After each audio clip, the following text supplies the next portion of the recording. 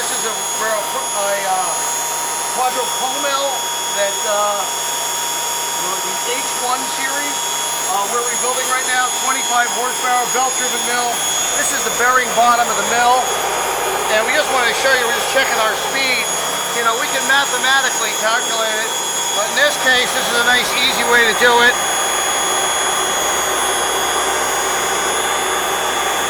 91.55. Let me turn that over.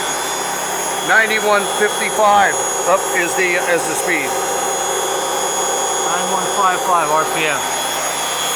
Motor sounds great. We've got all new bearings in the mill housing. We're waiting to complete the bottom of the mill with a couple of components for the main seal. It has a plus seal. It's a beautiful mill.